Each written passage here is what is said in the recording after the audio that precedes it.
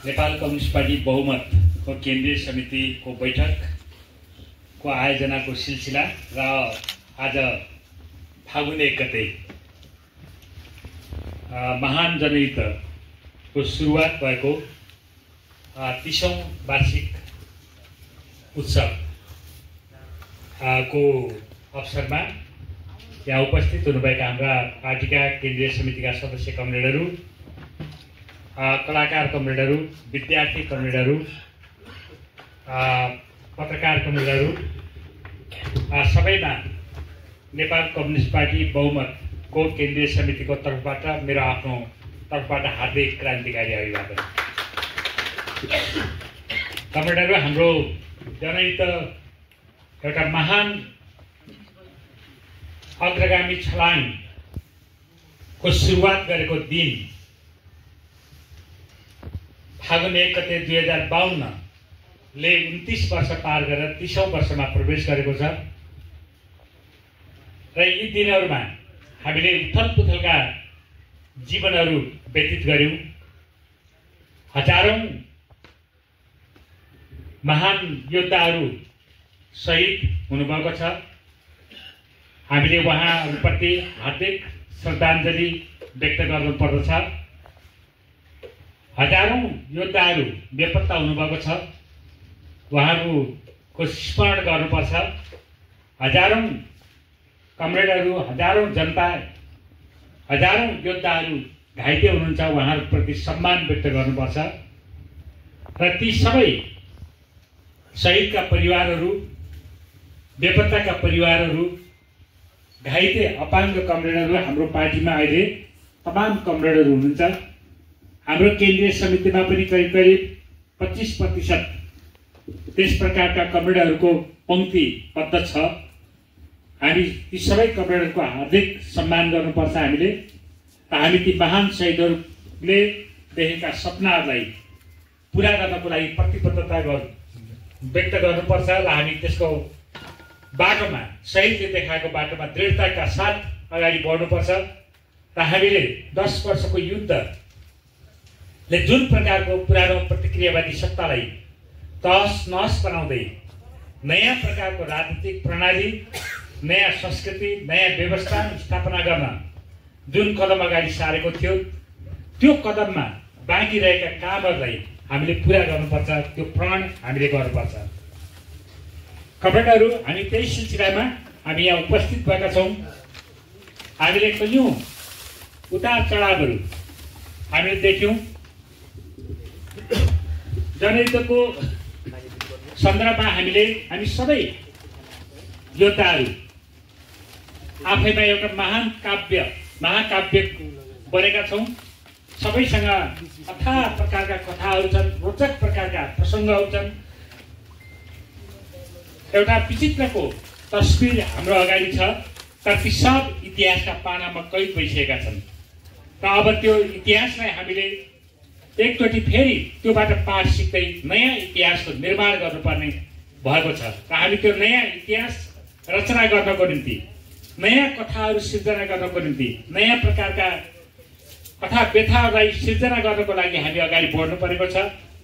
र हामीले समाजलाई परिवर्तन गर्ने दिशामा हामी अगाडि बढ्नु परेको छ। हामीसँग कयौं प्रकारका पीडाहरूभित्र पनि हाम्रा आनन्दहरू थिए। जति बेला जनयुद्ध चलिरहेको थियो त्यो बेलामा कयौं प्रकारका पीडाहरूका बीचमा पनि हामीसँग तमाम प्रकारका आनन्दहरू थिए। तर कयौं प्रकारका खुसियालीमा पनि हाम्रा पीडाहरू चाहिँ देखा परेका छन्। हामीलाई थाहा छ, हामी घाइते हुँदाखेरि पनि हामीलाई गर्व थियो र त्यसमा हामीलाई अहिले पनि गर्व छ। हाम्रा सन्ततिहरू, हाम्रा भाइहरू, हाम्रा योद्धाहरू, कमरेडहरू शहादत प्राप्त गर्दाखेरि पनि हामीले छाती गर्वले फुल्ने गर्थ्यो र हामी फेरि त्यही लाइनमा अग्रपङ्क्तिमा अगाडि बढ्नको लागि तम्सिएर हिँडिरहेका हुन्थ्यौँ। हाम्रा योद्धाहरू बेपत्ता हुँदाखेरि परेका पीडालाई खपेर हामीले फेरि त्यसलाई अझ ठुला ठुला चुनौतीहरू खडा गर्ने आँट हामीसँग हुन्थ्यो। ती कथाहरू हामीसँग छन्। तर साथसाथै अहिले त्यति बेला हामीलाई ठुला ठुला आनन्दहरू पैदा हुन्थे, किनभने त्यो बेलामा हाम्रो अगाडि एउटा भविष्य थियो, एउटा सुन्दर भविष्य, एउटा नयाँ समाज, संसार मानव जातिको निम्ति, संसारभरिका जनताको मुक्तिको निम्ति, मानव जातिको निम्ति एउटा नयाँ इतिहास सिर्जना गर्ने त्यो भित्रको अठोट थियो हामीसँग, त्यो लक्ष्य थियो, त्यो उद्देश्य थियो। त्यसले हाम्रा तमाम जटिलता, कठिन अवस्थाले पनि हामीलाई अत्यन्त आनन्दित तुल्याउने गर्थ्यो। तर अहिले हामीसँग त्यो प्रकारको स्थिति नभए पनि कतिपय सुख सहेलका दिनहरू छन्। त्यति बेलाका योद्धाहरू, कतिपय योद्धाहरू अहिले सुख सहेलमा बसेका छन्, ठुला ठुला महलमा, राम्रा राम्रा गाडीहरू चल्ने, राम्रो राम्रो खानपिन, राम्रा राम्रा पोसाकहरू, राम्रा राम्रा उठ बस, यो प्रकारको अवस्थामा छ। तर हामी त्यसले हामी बेचैन छौँ। हामी पनि थोरै धेरै त्योबाट मुक्त छैनौँ साँचो भन्ने हो भने। तर पनि हामीलाई त्यसले बेचैन बनाएको छ, त्यसले हामीलाई कतै चैन दिएको छैन, किनभने यसले नेपाली जनताको भविष्यलाई अन्धकारतिर धकेलिरहेको छ। जो मान्छेहरू अहिले संसदीय व्यवस्था, पुँजीवादी व्यवस्थाभित्र आत्मसमर्पण गरेका छन्, यो प्रक्रिया निरन्तर रूपमा चलिरहेको छ, त्यसले नेपाली जनता बेचैन छ, नेपाली जनता बेखुस छ, नेपाली जनता आतंकित बनेको छ। हिजो जति बेला युद्ध चलेको थियो, प्रतिक्रियावादीहरूको निम्ति आतंक थियो त्यो, तर नेपाली जनताको निम्ति त्यो शान्ति थियो, शान्तिको प्रतीक थियो, शान्तिको ध्वनि थियो। त्यो शान्तिको अग्रदूतको रूपमा माओवादी युद्ध आएको थियो। त्यो प्रतिक्रियावादीहरूको निम्ति आतंक थियो, रेड टेरर, माओले भन्नुभएको रेड टेरर त्यस प्रकारको थियो जनताको निम्ति। तर प्रतिक्रियावादीको निम्ति अत्यन्तै ठुलो आतंक सिर्जना गरेको थियो त्यसले, किनभने उसको सत्ता ढलिरहेको थियो, उसको संस्कृति ढलिरहेको थियो, उसको लुटको स्वर्ग ढलिरहेको थियो। र त्यो युद्धभित्र जनता किन खुसी थियो भने किनभने उसको न्यायको संसार चाहिँ निर्माण हुँदै थियो, उसको भविष्य निर्माण हुँदै थियो। तर पछिल्लो चरणमा जब माओवादी युद्ध त्यति बेलाको नेतृत्वको पराजयको कारणले, वैचारिक पराजयको कारणले व्यवहारिक पराजयमा बदलियो, राजनीतिक पराजयमा बदलियो, संरचनात्मक पराजयमा बदलियो, त्यसले सिङ्गो नेपाली जनतालाई दुखित तुल्याएको छ, विक्षिप्त तुल्याएको छ, दिग्भ्रमित तुल्याएको छ, अविश्वास पैदा भएको छ, एउटा ठुलो जटिलता पैदा भएको छ, अन्योन्यता पैदा भएको छ समाजमा। आज हाम्रो अगाडि त्यो इतिहासलाई, त्यो इतिहासको विरासत र भविष्य हाम्रो टाउकोमाथि आइपरेको छ। हामी नेपाल कम्युनिस्ट पार्टी बहुमतका नेताहरूको टाउकोमाथि, काँधमा त्यो ठुलो अभिभावक हाम्रो अगाडि आएको छ र हामीले नयाँ तरिकाले ती सम्पूर्ण विभ्रमका धुवाँहरूलाई हटाउनु पर्ने छ, हामीले त्यसलाई पन्छाउनु पर्ने छ। मान्छेको मस्तिष्कमा भएका कन्फ्युजन,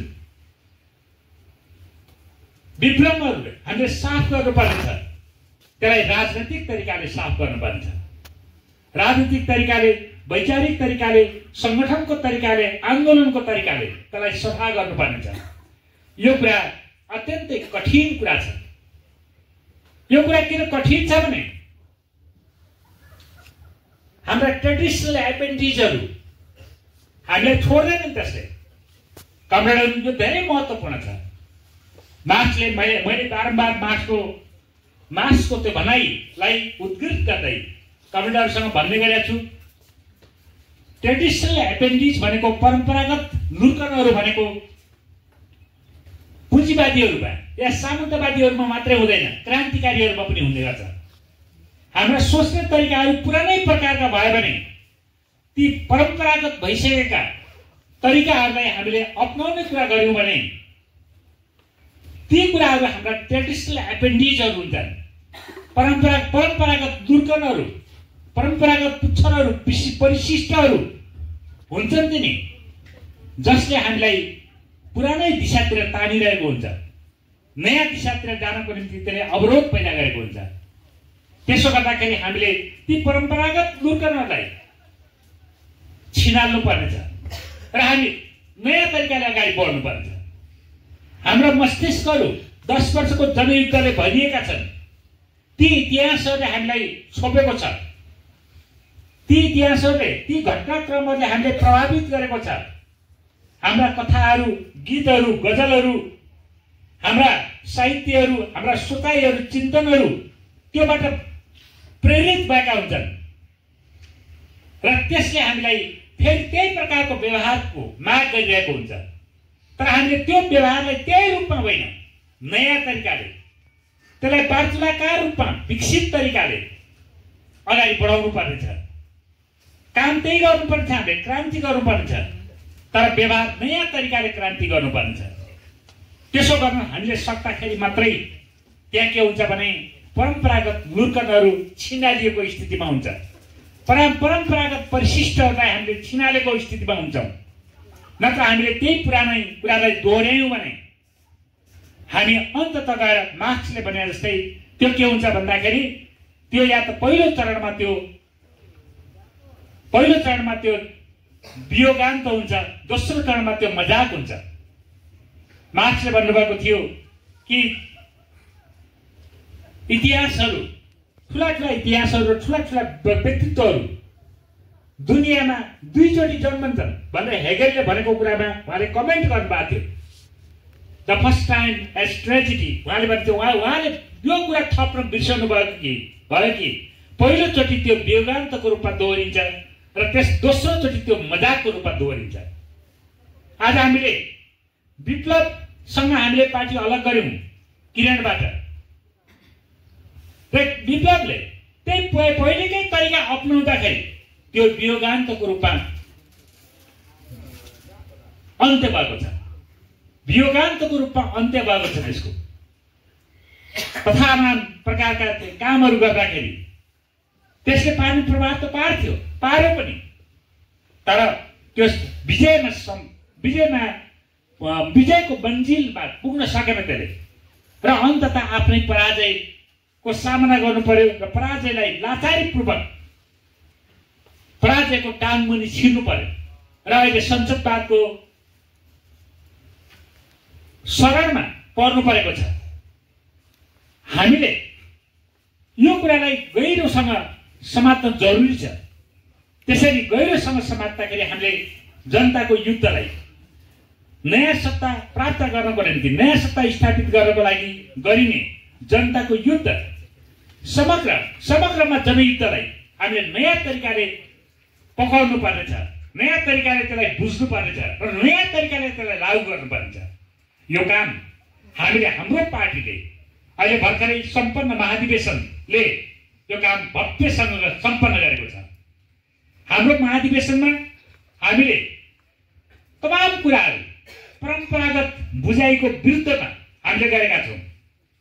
थुप्रै कुराहरू कन्ट्राडिक्टरी, अन्तर्विरोधी प्रकारका छन् हाम्रा थुप्रै कुराहरू जो हामीले बहस गऱ्यौँ, छलफल गऱ्यौँ, एउटा निष्कर्षमा हामी पुग्यौँ। तमाम कुराहरू अन्तर्विरोधी छन्। किन अन्तर्विरोधी छन् भन्दाखेरि हामीले कम्युनिस्ट आन्दोलनमा सुन्दै आएका, पढ्दै आएका, छलफल चलाउँदै आएका, हामी अभ्यस्त भएका कुराहरू भन्दा फरक प्रकारका छन्।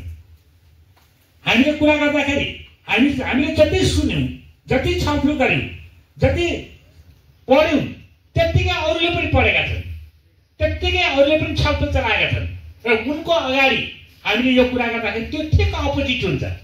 किनभने उनीहरू पनि हामीले जत्तिकै पढेका छन्, तर जब हामी यो कुरा गर्छौँ त्यो ठिक कन्ट्राडिक्टरी, अन्तर्विरोधी प्रकारका छन्। तर हामीले जो काम गरेका छौँ यो कुनै लहरको आधारमा होइन, यो वस्तुनिष्ठ अहिलेको विकसित दुनियाँलाई ठिक तरिकाले पकड्ने क्रममा हामी पुगेका निष्कर्षहरूलाई हामी अगाडि सारेका छौँ र त्यो निष्कर्षले हामीलाई क्रान्तिको मन्जिलमा पुर्याउनेछ, सफलताका साथ हामीले पुर्याउनेछ। हामीलाई र देशको जनतालाई, क्रान्तिकारीहरूलाई ती विश्लेषणका आधारमा त्यसले क्रान्तिकारी बाटो समात्नको लागि त्यसले प्रेरित गर्नेछ। वर्ण सङ्घर्षलाई हातमा लिनको निम्ति, अगाडि बढाउनको लागि त्यसले प्रेरित गर्नेछ र प्रतिक्रियावादी सत्तालाई ध्वंस गर्नको लागि त्यसले ऊर्जा प्रदान गर्नेछ, साहस प्रदान गर्नेछ त्यसले मात्र निर्देशित गर्छ।